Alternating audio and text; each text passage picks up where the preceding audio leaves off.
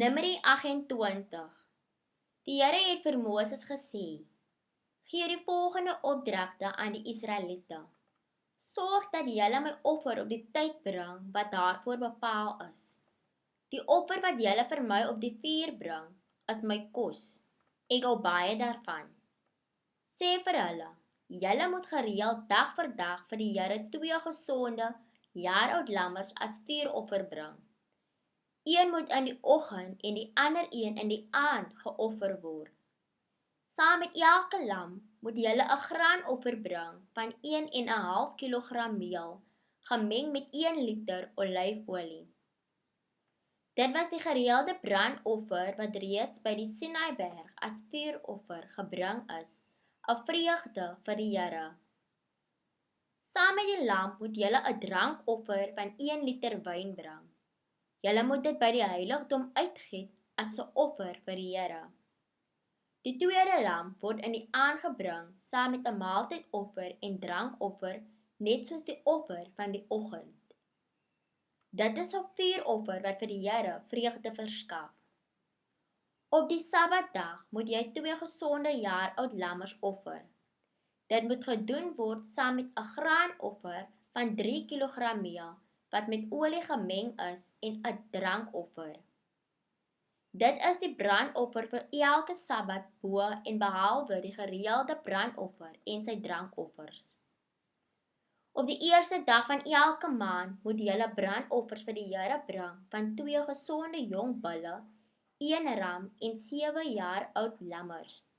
Saam met elke bul moet julle 'n maaltydoffer bring van 5 kilogram meel gemeng met olie. Saam met elke ram gaan 'n offer van 3 kilogram meel met olie gemeng. Saam met elke lam gaan 'n offer van 1,5 kilogram meel gemeng met olie. Dit is 'n vuuroffer vir die Here, 'n brandoffer waarvan hy baie hou.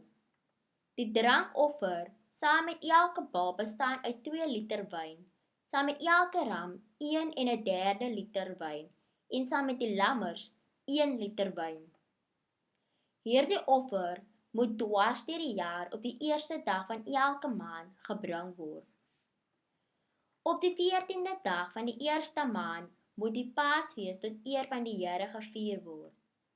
Op die 15de dag van die maand begin 'n fees wat 7 dae lank duur. Gedurende hierdie fees mag julle net kos sonder suurdeeg eet. Op die eerste dag van die fees moet julle 'n gewyde byeenkoms hou. Julle mag dan nie met julle gewone werk aangaan nie.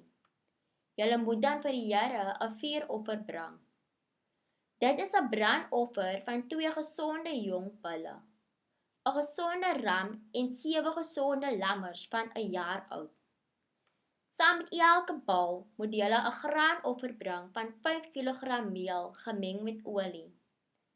Saam met die offer van die ram bring julle 3 kilogram meel. Saam met elkeen van die 7 lammers bring julle 1,5 kilogram meel.